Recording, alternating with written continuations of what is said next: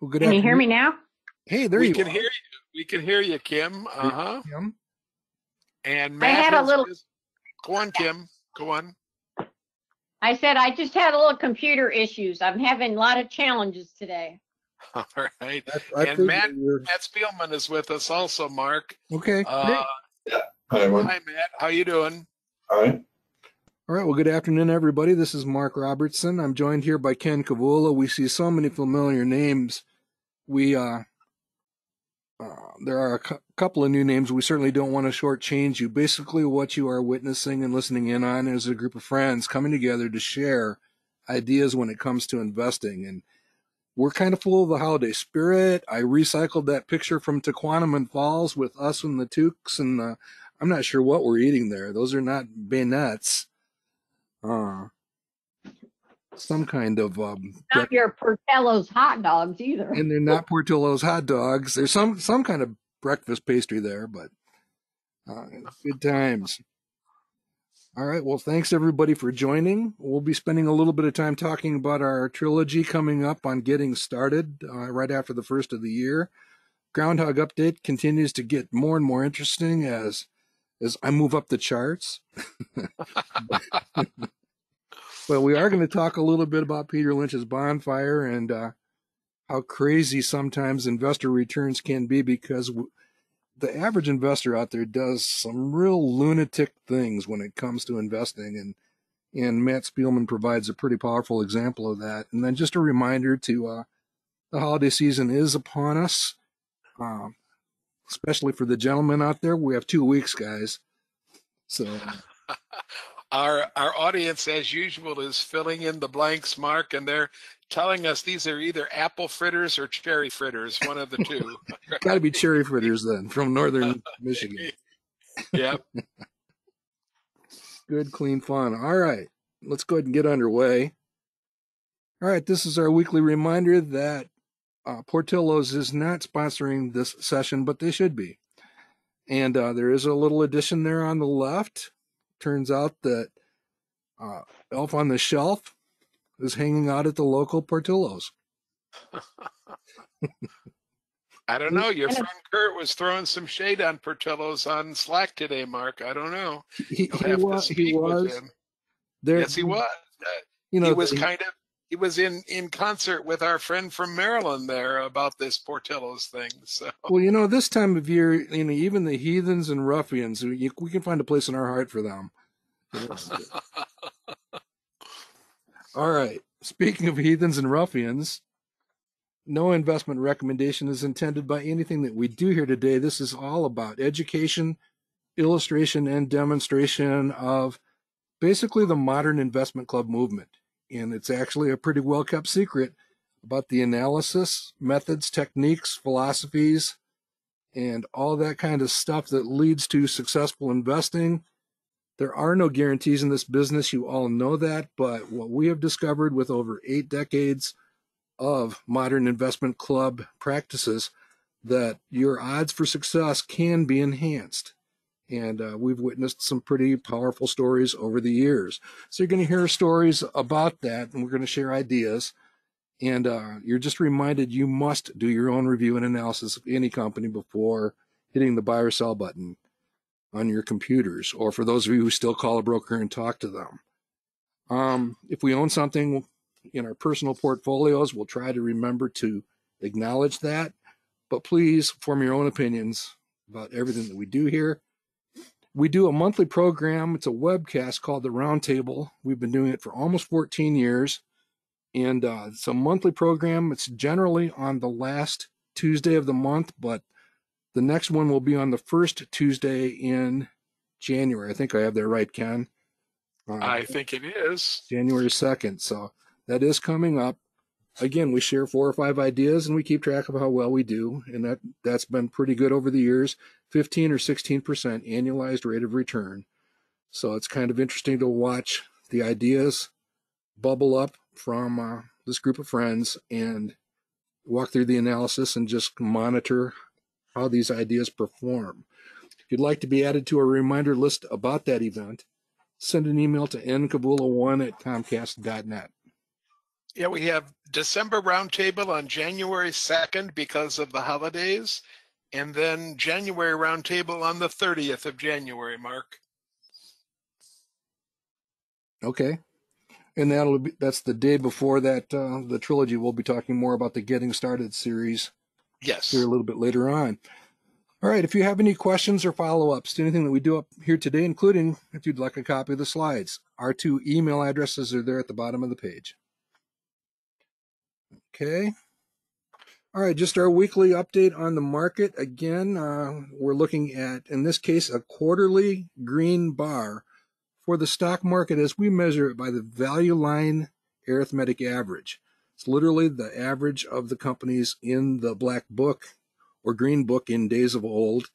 But it's just one other way of keeping track of the market. It's a form of a benchmark. It's going to be fairly similar to the Wilshire 5000, slightly different. We'll talk about that. But then we measure the forecast that's available from value line on that gold trend line that you see there. And the red is the manifest investing projected annual return. It would be as if you had done an analyst consensus driven stock selection guide on the 1,700 companies in that black book. And then you basically just ask the question, what is the average return forecast? So you can see on the right, we're coming up to the end of the fourth quarter, 2023, and the green bar is actually approaching that blue trend line. It's a mathematical trend line. So there are fewer companies on sale than there were at the end of November, or end of October.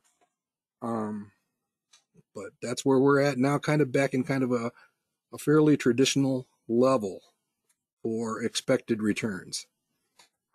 And Ken, I threw the little graphic on the right there because you have people that ask you, where does that yellow dot come from? And I send this formula out 4 or 5 times a month, Mark. So you have to understand that little caret means raised to. That's an exponent symbol in a thing, and 1/4 means 1/4 power. The 1/4 power, not the 4th power, but the 1/4 power. And you can do that on any business calculator, and you can do that on almost any simple calculator nowadays. Yeah, and that 4 is just basically the number of years. The average value line forecast period is, again, it's 3 to 5 years, but it's generally about 4 years. So that's where this 11.6 comes from, and that is what you're looking at over here with the arrow. So again, fairly typical forecasts right now. There are opportunities out there. Many of them are kind of the opportunities clinging to the small and medium-sized companies. All right, this is one of our favorite. Yes, indeed. If you want to do this for 5 years, you change 1/4 to 1/5. And if you want to do this for 3 years, you change 1/4 to 1/3. It does work that way for those of you asking me. It does. Yeah, and then you'd end up with a range instead of a range forecast. From 3 to 5 years, right? Mm-hmm. And there's an entire book in Arnold Bernard's, or chapter in Arnold Bernard's book on why you probably don't want to do that, but certainly teaches you how. All right. Well, this is one of our favorite slides because we really do believe in the power of community, and it's basically a fact that it's possible, and the odds are enhanced or made better by hanging out with people in the modern investment club movement. And what you see at the top of this chart are the 7 most widely followed companies at Manifest Investing. So many of those companies are in many of our portfolios, and they've done pretty well over the last few decades. And that's basically what this page is all about. In addition to just pointing out that, again, the professional number on here is right here. That is the average mutual fund. We track about 600, mostly equity funds. There's some blends in there, but mostly equity funds. And you can see that the average fund checks in at about 8% versus 10 or 11% for the stock market. And then in our moment here that I was talking about earlier, Peter Lynch's bonfire, we pointed out in the Groundhog update last week that the performance of the ARC Innovation Fund had actually been plus 30% during November, and it was basically back to kind of a break-even situation equal to the stock market benchmark for the last 10 years or so. And people have still managed to find a way to fairly dramatically underperform. And we'll cover that here in a second. Mark, I know we had the Manifest Investing top 25 or 30 stocks on a slide a couple of weeks ago, a couple of bull sessions ago. Mm-hmm. Is there a place that they could find the top 25 or top 30 on the Manifest site? Yeah, the top 40 are always on display under the research tab. So you can actually look at those at any time. In fact, let's do it right now. Even though it'll mess us up a tiny bit, but hey, we can be Flexible. Thanks, Kim. Here you go. If you go to the Manifest Investing site and you click under, or you use the research pull-down tab and just hit top 40, you will get the actual top 40. Now, this is by the number of appearances on dashboards. So you can see it ranges from Apple at the top. Visa has climbed the charts. And actually, I think that bumps Microsoft from number 2 to number 3, the first time I've seen that. Yeah, and I noticed that CVS is up there at number 7 now, Mark. I know, and people, it's talking about throwing shade. People are throwing shade at CVS, and I agree, but still, it's throwing shade. And I went back and looked. I've had CVS since 2005, and it has not had spectacular returns, but I think I bought it at about $20 a share. Yeah, I do want to caution folks that if you want to match the list that we have on the other slide, you have to remember that number 8 and number 10 are the same company. And so you want to add their percentages in holdings together to get a value for where Google stands on the list. Yeah, that moves Google up to number 2. Yeah, in the list. So yeah, the fact that 8 and 10 are together there. So there you go. That's where you can find it. So go to the research tab and just click on, do the pull down, and it's right there. All right. So back to our regularly scheduled programming. Here's the groundhog. Kim, this is where you take a cyber bow. You're cranking along pretty good here lately, up to number 3. Yeah. Kim, are you peaking too early, Kim? Okay. Now, Ken, I peaked at the very beginning of the contest, and then I pulled back and laid back, and now I'm just floating up very gently. Yeah, but there's a month and a half left to go yet, you know. You know what? If I get the top 5, I think I'm doing pretty good. Well, I'm just shooting for the top 40, so I got plenty of space to fall down now. All right. We are a little bit giddy over the fact that we're in the top 40, let alone the top 10. So good, clean fun. This is a former champion, our friends out in Orange County, California. And they're taking a run at, and they're not on the list this week, but the Space Coast group out of Florida is a 2-time defending champion in the group competition. You can see the ones in bold are actually investment clubs and or groups of investors at the chapter level. And Orange County's doing pretty well again. There's an animal down at 35 that's making a bold move now, too, in the last couple of weeks, Mark. Yeah, that would be a Mid-Michigan club. There's a few of them in the audience here, so we'll let them roil in the glory. And we do have this the bunch down here at number 46, Ken. That is a Kevin Gologly club, so he's not here to. I told him we had fireworks scheduled to celebrate this appearance, but. What do you think about that? The top 3 are women there, guys. That has been pointed out a number of times by multiple other groups that look at this list, Kim. So they are throwing down a bit of a challenge to the other gender. I will say that the top 40 is fairly evenly distributed between males and females, however, okay?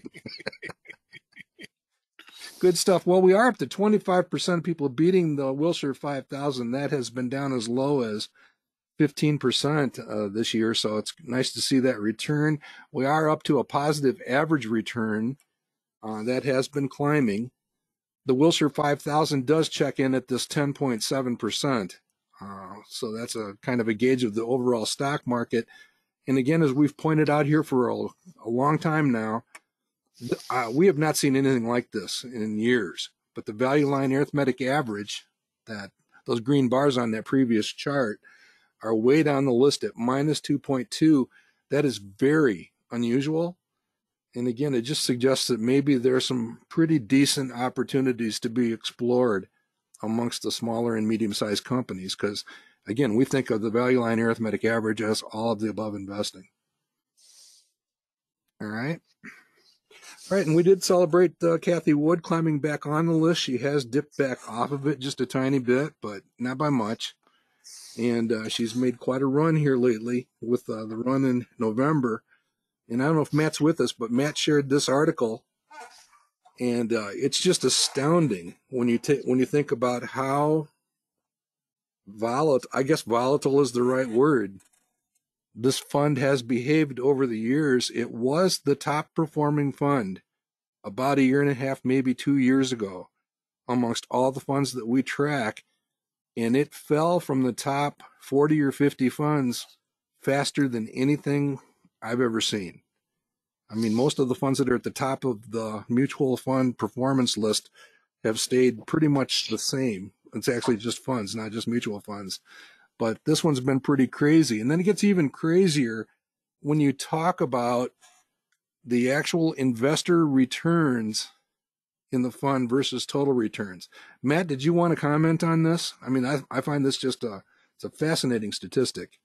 Sure. So the editorial is, despite Aunt Kathy's mystique around this type of investing, there aren't a lot of diamond hands with her.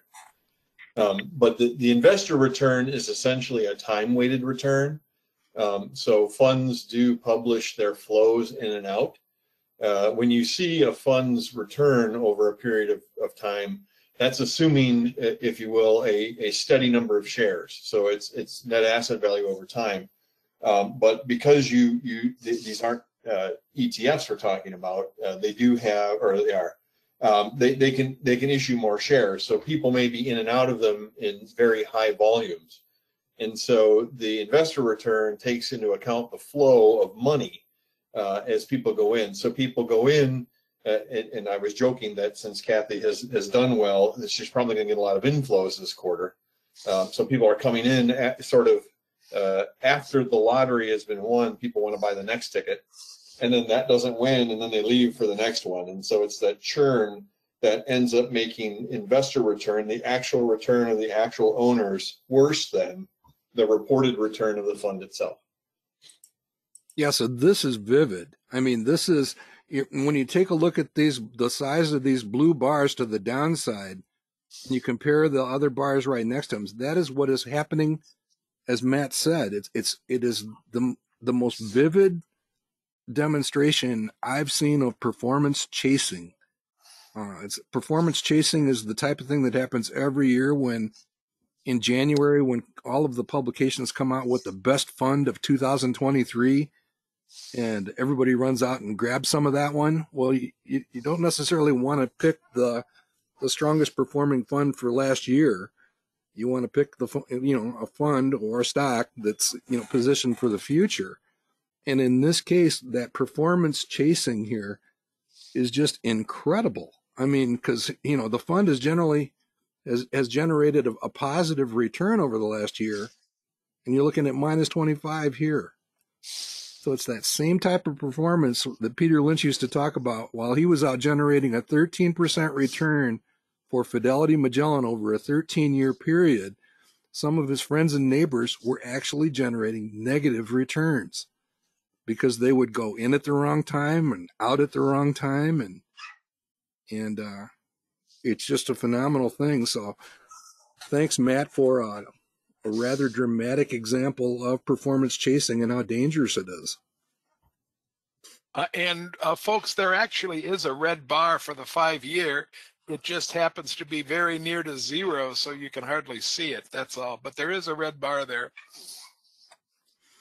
And this is the type of fund I was sharing with Ken before we came online. I did buy shares of this fund, not a big piece, but a couple of years ago when she had had quite a tumble for a couple of years. I didn't expect it to keep tumbling, but I am at probably minus 30% annualized for that 2-year period. And that was about a year after COVID. It's very telling. If you look at the performance of the market, and we've talked about it before, over longer periods of time, the performance averages out, right? The differences get fewer. In this case, the differences specifically between total return and investor return are getting worse the longer you look at it. Well, yeah, when she has plus 30% months, I mean, that's going to cause people to miss and then jump on the bandwagon 30% later. You know, and I think that's what you're alluding to, Matt. There's going to be inflows chasing that 30% return from November. Exactly. Yeah. So, wow. So, anyhow, that's the Peter Lynch comment. All right, another just piece of trivial type news, but maybe not so trivial. This is one of the companies we've talked about a fair amount this year. I think Kim brought this one to the roundtable a little while back. Novo Nordisk, 2023. That was a long time ago. That was a long time ago. And you actually inspired a number of us to take positions 5, 6, 7 years ago in this company. And that was a good time to do that. So they are celebrated by Yahoo Finance as the company of the year. And just for kicks, we keep track of all of the companies that have been chosen over the last dozen years or so. And they've had some pretty good home runs and some not so good. I'll say too that Yahoo had a video interview with Novo CEO as part of this, and it was he had excellent comments. I only saw snippets, of course. Excellent comments on Ozempic and the whole weight loss drug and the impacts that are. And I think he has his eyes very open. He certainly believes that the impacts are going to be great, and that's why they're investing $6 billion in new plants. He said, you know, it's going to be years and years. The shocking news that the market may have overreacted to the benefits or the take-up of these drugs coming from the man who's going to benefit from it most. I will say I bought Novo Nordisk about 5 years ago, maybe 6 years ago now, and I still own it. And at that point, I think Ozempic and Wegovy were just figments of people's imagination in the company itself, if they even thought that they were moving towards a weight loss drug. I bought it for its exposure to diabetes, both kinds of diabetes, type 1 and type 2, and for all the innovative products that they were putting on the market at that time, not only for the chemicals themselves, not only for the pharmaceuticals, but for the way that the pharmaceuticals were being distributed to the diabetic population, for the great strides that were being made in injection technology and everything else. Novo had a leading role in all of that, and it certainly has paid off in very handsome dividends in the last 6 years that it's been in our portfolios. Yeah, and when we get to the cage match update, there's actually a news item that came out, I believe, this morning, talking about a few case studies where people who have come off the drugs and gained weight at a fairly uncomfortable rate. And so maybe there is going to be a little bit of balancing of the news for both Lilly and Novo here in the near future. Don't want to rain on that parade, but sometimes it's not all as glamorous and shiny as it originally seems. All right. Mark, this list to the bottom right-hand corner are the runners-up for the Yahoo Award. Is that what we're looking at? No, it's the last 11 or 12 companies that were selected. So you can see the start dates. Ah, okay. So All right. 21, all the way back to 2012. And Under Armour's an interesting choice 10 years ago. Of course, NVIDIA setting the world on fire now. And it was interesting that they I picked. can understand why Gap was chosen, but certainly has not turned out to be a very exciting choice over the years, has it? No, but companies along that line have done fairly well, depending on who you look at. Even Abercrombie is having pretty good days here lately. The other one that's kind of interesting from a performance chasing perspective would have been Zoom Video, and being selected 8 or 9 months after the advent of the pandemic and COVID. And Zoom Video really had quite a spectacular run between the early days of COVID and the end of that year. And again, I think that probably was a fairly vivid example of performance chasing, in this case by the Yahoo Finance Committee that I selected think it at there's the time. legitimate talk is out about Zoom being acquired by some company as just an add-on for video conferencing for a large company that doesn't have it anymore. It doesn't even get talked about as the kind of company that it was 5 years ago or 4 years ago during the height of the pandemic. Mm-hmm. It's very interesting. All right, so some good fun there. Let's talk a little bit about our small companies that we are taking a look at now. Just our reminder, January effect, it's real. We believe in it.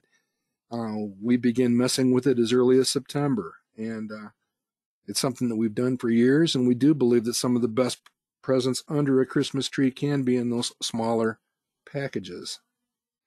So we've been doing this for a while. And just a quick reminder, we are cataloging the companies in the Russell 2000 growth at the bottom there, that particular exchange traded fund, as we add these companies to coverage and we notice the ones that are more interesting, and we are including it in our weekly updates. And anytime we see one that is incrementally more interesting, we will provide links to some analytical work on it. And again, we've had some pretty good help from Sandy and George, Matt, and other people that have sent private correspondence. So that's where you can find it. And here is the situation right now. Quick definition of the Russell 2000. I believe the question came up last week, Ken. Are we talking about 2,000 stocks? No, you're talking about basically stripping it into two pieces. One is the growth, one is the value component of the Russell 2000. Again, the Russell 2000 are theoretically smaller companies. They're small cap, but for the most part, smaller companies. And it's our theory that a high quality, sufficiently fast growing company could be worthy of our interest. We do believe that in the value counterpart to this fund, you are going to find more of that distressed merchandise. I think Buffett and Munger referred to it as cigar butts, or Graham, I guess. Cigar butt investing, which I'll confess I don't think I understand.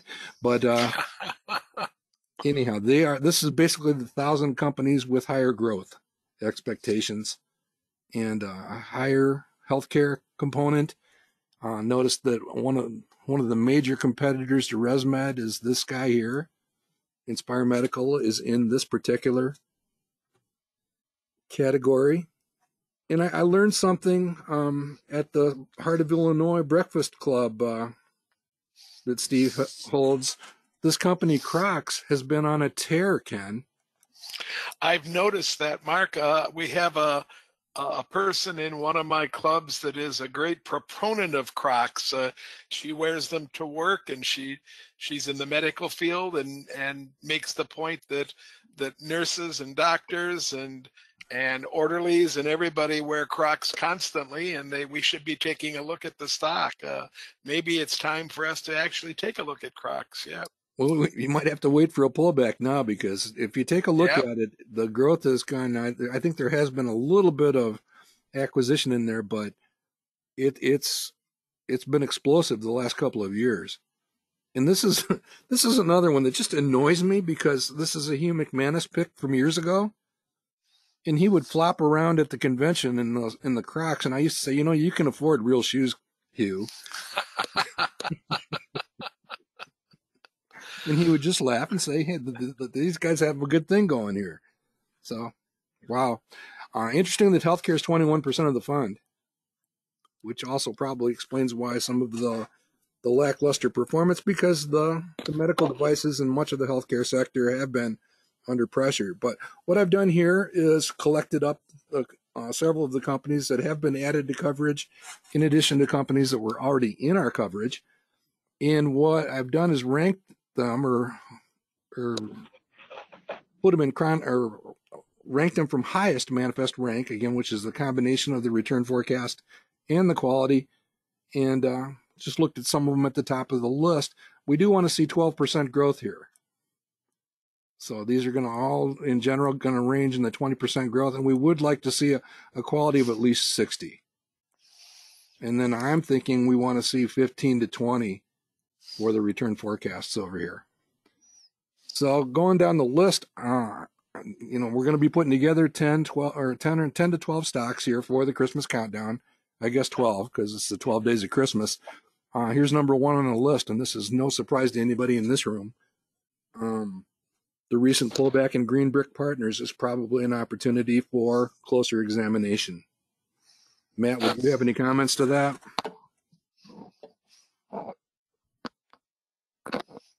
Go baby go. Build baby build. Is that the analog to build baby build? Well, I think also they've been really smart because they're going to higher, denser areas where they know where people can have jobs, and going to the areas of the country where it's warm, because some people don't really want cold weather to be working at. There's fine cold weather places too, but yeah, follow the jobs. That's the secret.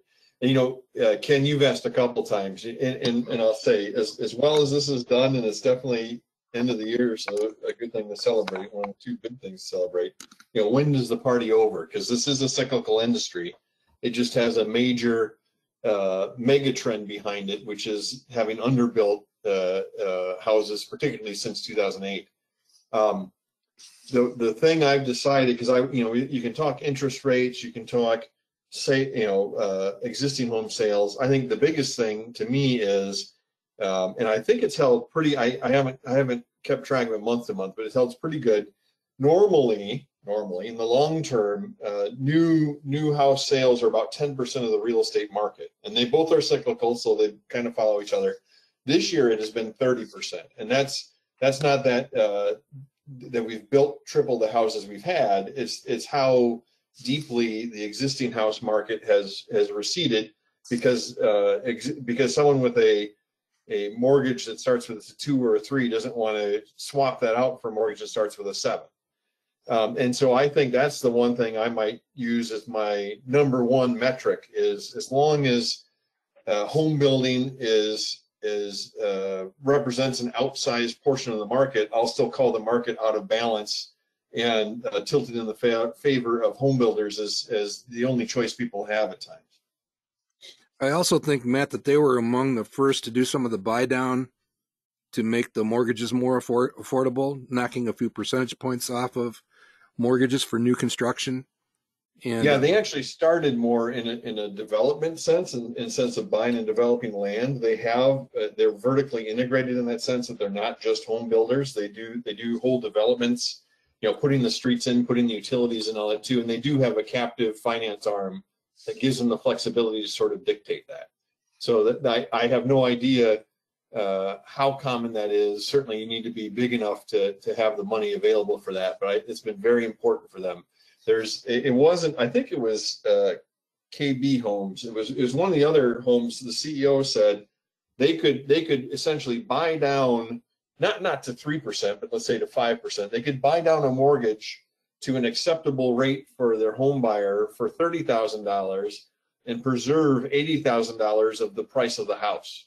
Right. And so that's another I'll say side indicator. As long as long-term financing was relatively cheap for them, and people were mainly shopping on a monthly payment level, not a whole house cost level, there was a disconnect. It's an arbitrage that they can do that for whatever reason nobody has offered to work through an existing home seller for. Because I mean, a home seller could be able to do that if they had partners lined up for that. Mm-hmm. All right, I so want to stress again, though, Mark, that the demographic trend that we're living under right now can change more rapidly than you ever would think. I lived through that demographic change as a teacher.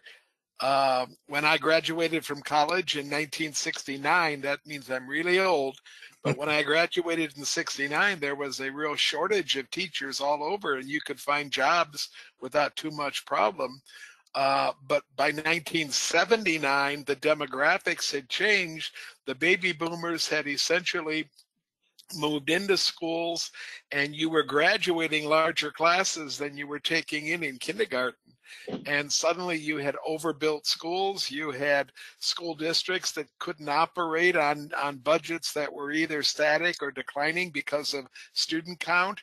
And the demographics drove the education industry for the next 10 or 12 years until the birth rates started to pick up again as baby boomer children started to come into the district. So this whole demographic thing and these big lumps that we have in the populations as far as the size of the different age cohorts is playing right into the home builders at the moment, but that's not going to last forever. It just isn't.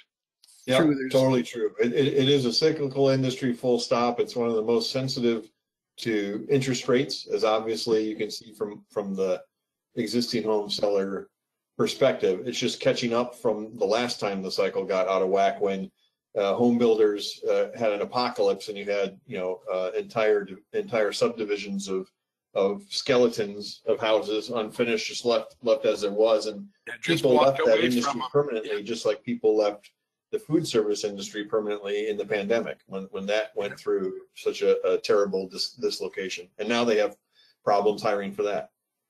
Yep. Yeah, all true. I mean, it is obviously an industry that's vulnerable to that kind of dynamic.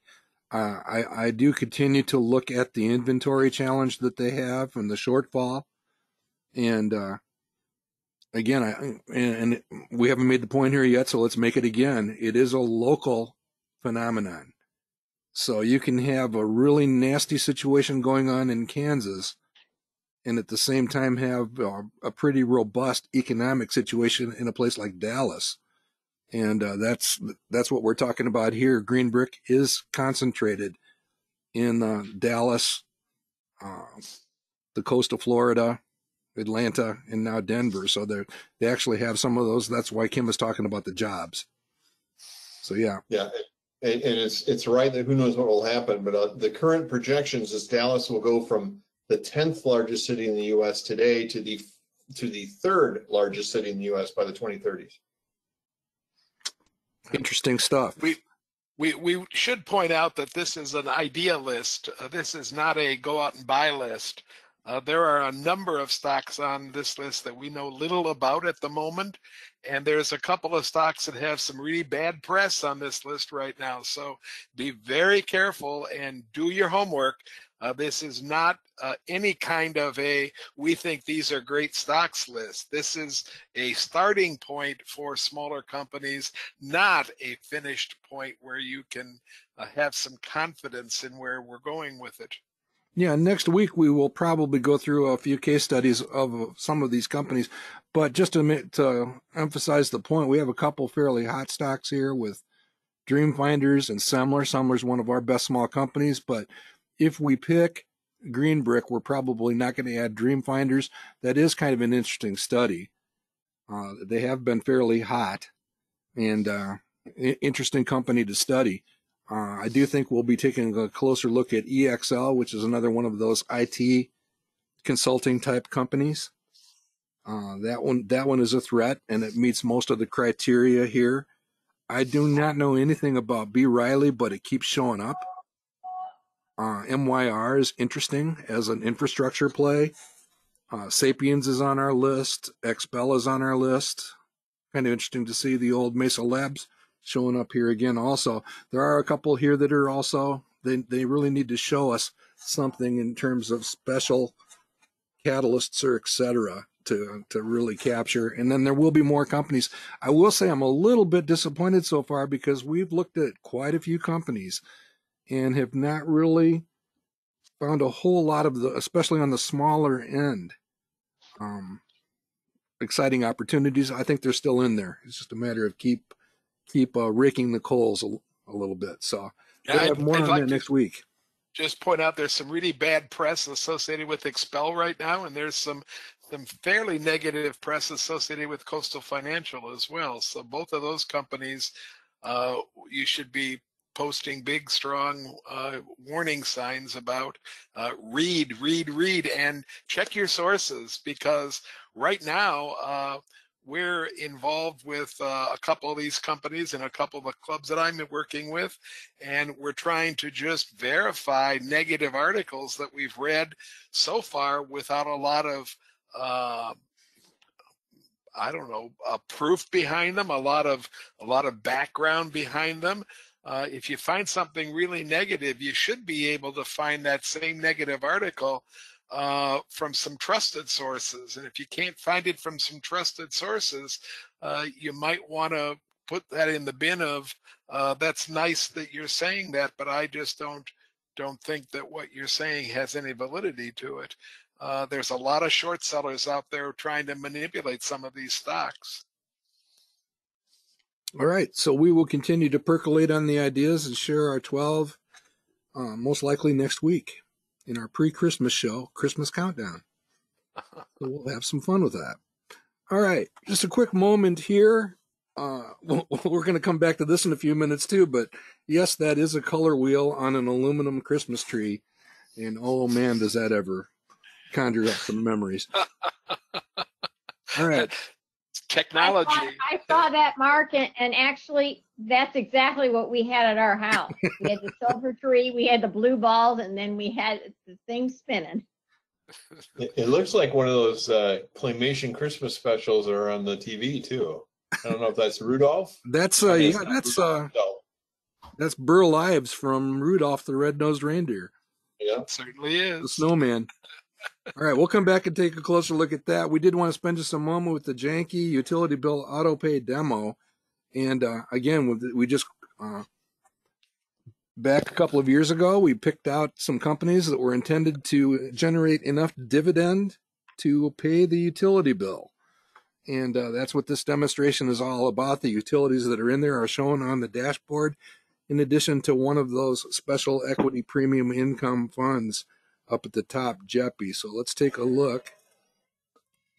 I don't know if you realize this, Mark, but you know NEE? NEE is who I pay my power and electric light bill, because that's Florida Power and Light. Yeah, that's NextEra Energy. Florida Power and Light's one of their subsidiaries. So here is the situation. What I've done here is just collected up the transactions for the first half of 2023. And again, the idea is to make these payments and keep the checkbook balance, the cash balance, above zero. And you can see the actual payments of all the dividends from the utilities and from this income fund, JEPI, J-E-P-I. And we made our tax payment last April. And again, this was the first half of the year, ending with approximately $400 in the cash balance. And then here for planning purposes is the second half of 2023, and then through tax season for 2024. Anything below December 6th in that shaded area is actually budgetary considerations. So one of the things we were wondering about a month or so ago was, with the turmoil and the turbulence and the volatility in the stock market, the guys running the JP Morgan JEPI folks were having a little bit of trouble generating quite as much on their monthly covered call income enhancer for this particular fund. And in December, they did climb back to almost 40 cents a share. So we actually did have an increase on the payment, which was made approximately a week ago. So we're back to a $100 range. So that helps us going forward, because those had been trailing down a little bit. We also will see a potential increase, perhaps even a decrease, but we adjust the utility payment made monthly every year in June. So we'll cross our fingers and hope that that's the case. But in this particular example, we had done a little bit of tax-related selling just to demonstrate the concept. We sold 50 shares of VTWG to generate a little bit of a long-term capital loss, just to make sure that these numbers down here stayed in the green or the black around tax time. So we have done that. This is the situation that we expect to have. And again, a fairly powerful demonstration. I miss anything here, Ken? I don't think so, Mark. A real good explanation. Okay, so we're good to go, and we'll check in. We've got one dividend to receive from Kim's Utility here, and then one last payment, and we're all set for the year. Checkbook is still green and good to go. Here's our reminder that we do archive all of these sessions and the roundtables, and we'll be putting our special educational sessions on YouTube also. You just go to YouTube, search on Manifest Investing or Full Sessions or Roundtable, you will find it. All right. And here, for those that really want to go deep on the nostalgia, here's our picture for the week. Oh my gosh. I want to challenge all of you that lived in a avocado green and gold with a touch of orange in a room just like that in the 60s or 70s to chime out now, okay? Because this could have been the living room in the house that I grew up in. Well, I'm telling you, Ken, like I said before, we had those TV tables. We had that aluminum tree, the ceramic tree on the TV also, and those things hanging on the wall. I think we had those candles. We had the rug. We had the Afghan. This is my living room from 1970s Northwestern Illinois. I want to know where the black ceramic panther is, however. There has to be one of those sitting somewhere, okay? Well, this was actually at Greenfield Village, which is part of the Ford Museum series in Dearborn, Michigan. And if you've never been to the Greenfield Museum, it really is a treat. And we were there for holidays at night a couple of days ago, and what a wonderful thing. But this really captured my attention because I felt like I had been stuck in a time capsule or time traveled back to 1970s in Northwestern Illinois, because that's my living room. Linda has her hand up in the air. So Linda, I can't unmute you. You're self-muted, but if you want to unmute yourself, we'd be glad to listen to your question or your comment. Okay, can you hear me now? We can hear you just fine. Hi, Linda. About that ceramic Christmas tree, my mother did ceramics and she made them for all her children, grandchildren. Everybody's got a ceramic tree like you got on top of your television. Like that. Ditto, Linda. Excellent. Ditto. Only my mom made them 3 tiers high. So this is a piker compared to the one I had. I had the 3 tiers high also. Yes, everybody got one. Yes. Yep, I didn't have the silver tree though. We didn't have that, but the ceramic tree, yep, we had. Everybody had one. I know it's hard for some of the youngins in the audience to understand that a lot of women had kilns in either the garage or the basement where they did ceramics on a regular basis. My mom would have the whole neighborhood over and they would paint manger figurines and put eyelashes even on the camels and the donkeys. So it was very festive. We had, Very yes. festive. Thanks for your comment. Ann Manning. Ann, you're self-muted, but if you'll unmute, I can have you talk as well. There you go, Ann. Okay, well, I can beat all of you on the tree. I have a friend that her dad decided those were way too expensive. And so he decided to make one, and he took a broom handle and painted it silver and put coat hangers and straightened them out. And they folded aluminum foil over the coat hangers and then cut them to make them look like they were ruffled, and then put the colored light thing on it. And they had that tree for probably 40 years.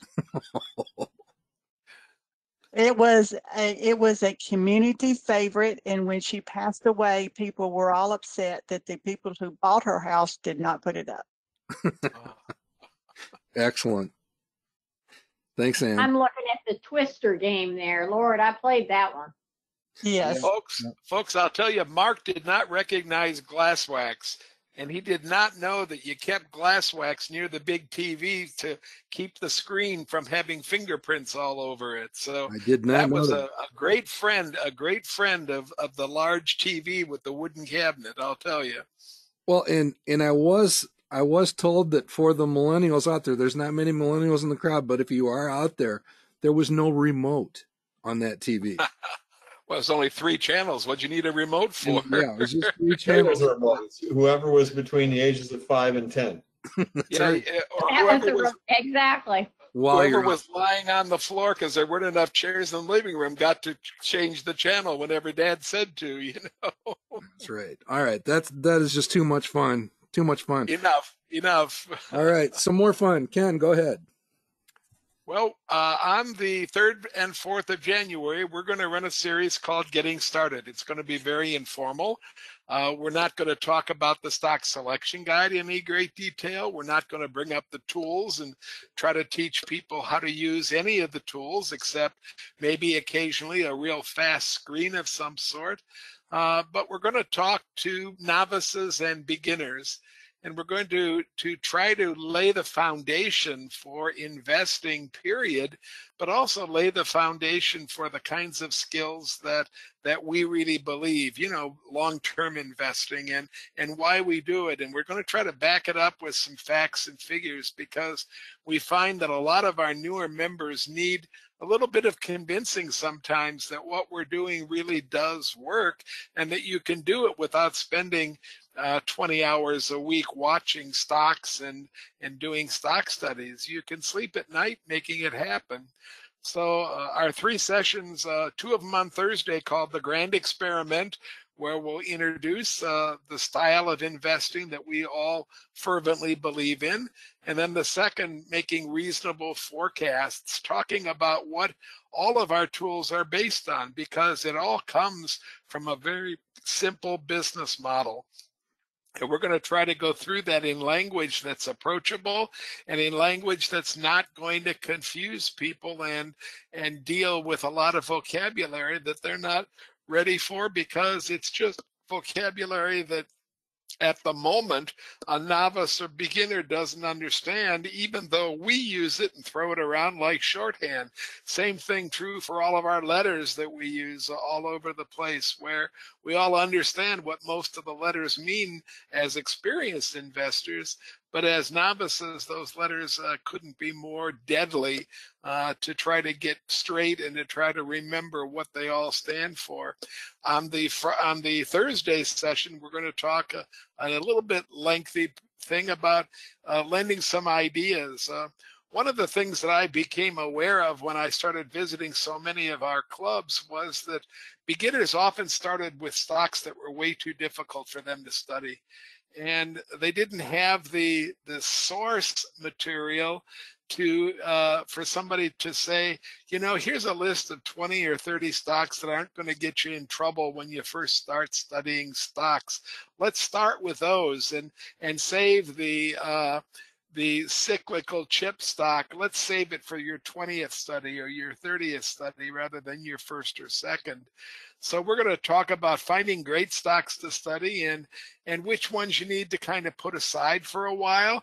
We're not going to ever tell anybody not to study anything, but there are certain kinds of stocks and certain classes of stocks that you probably want to lay off of just a touch until you have a little bit more experience.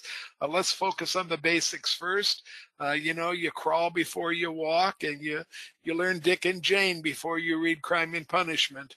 So it's important that we we give people source material so they can begin to think about investing in a way that's not challenging and that's not making them fearful of what might happen next. Remember, putting your own money into something makes people fearful in the beginning, no matter what you say.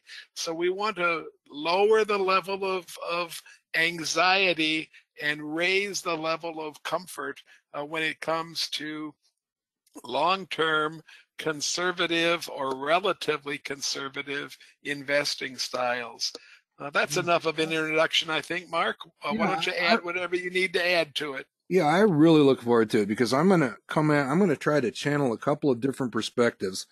The first one goes back to a young lady that was at the back of our classroom in Wheaton, Illinois, at the adult education program, sitting at the very back. She was probably in her 20s, and I didn't find this out until years later. She was actually sitting there in absolute trepidation. She had just inherited a fairly sizable amount of money and was quite frightened about what she should do with it. And the local chapter and our program helped her remove some of that mystery and fear. And I ran into her years later, and it was really cool to hear about that experience. And then through the eyes of my mother-in-law and the local senior citizen center, they're looking at this as maybe something that might be a little bit of fun to do. And it'll be kind of fun to go back and retrace some of that with people that have had limited, if any, exposure to owning individual companies. So some really good, clean fun there.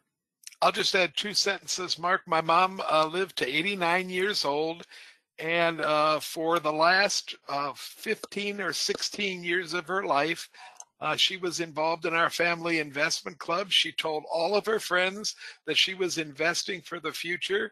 And all the way up to a couple months before she passed away, she was an active participant in what we were going to do to make sure that the grandkids graduated from college.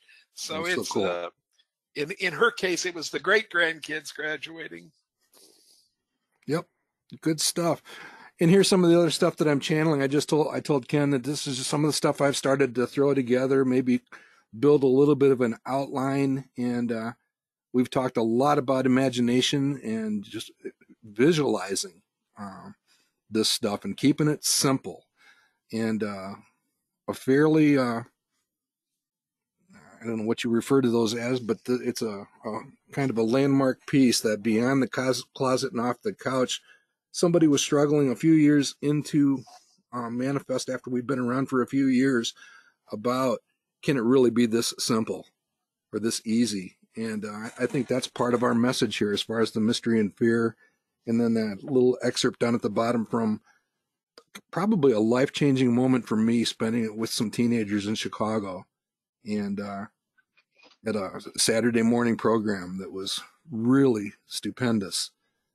From my perspective and what I learned while trying to serve them. And of course, Denzel's reminder, explain it to me like I'm a fifth grader or whatever the terminology is. That's kind of where we want to go with this.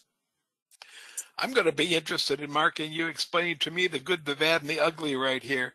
I'm having a hard time figuring that one out, but we'll leave that for the classes. Okay. We divided the class into 3 parts, and I was part of the uglies, along with a group of marginally behaving young ladies. And by the time we were done, it was a lot of fun. Right. Do either of you guys remember Irma Bombeck? Oh, yeah. Certainly do. Okay. This is something that struck me, and I've kept this written down and like posted on the refrigerator to always remind myself that from 0 to 18, you need your parents. From 18 to 30, you need your good looks. From 30 to 50, you need your personality. And ladies, after 50, you need your own investments. Hey, she said it. No gender bashing here. I think we want that one on a slide, Mark. Okay, send that to me or to Mark, Kim, would you? I'll be glad to. All right. And at the end, I'm going to say, cha-ching. That's right. I was describing you using the ka-ching description earlier today, Kim. That in good reference or bad? It was good. It was good. Ring the register. All right, just real quickly, here's our quick update on our steel cage challenge. Matt and I are trying to basically best the folks over there at Morningstar and doing pretty good so far, thanks to Matt's selection of Western Alliance, for one thing, and ResMed. But the short worked out fairly well in Jabil. It actually is a closed position, and you can see that there's actually 7 sells and 7 buys from Morningstar down at the bottom of the page, and kind of interesting to see how that's working out. And I don't know if I got a slide about this. I don't. Earlier today, the Eli Lilly, which Matt has shorted here, was the one that came out with the news that they were seeing more weight gain than they were comfortable with in patients that had come off the obesity medication. So watch for that in the news. I think that's probably going to make a dent in the Eli Lilly price, if it hasn't already. Was that Lilly said that, or Novo Nordisk said that, Mark? I thought it was Lilly. Yeah, it was a study on Lilly. They're down just 0.5% today. That's not bad.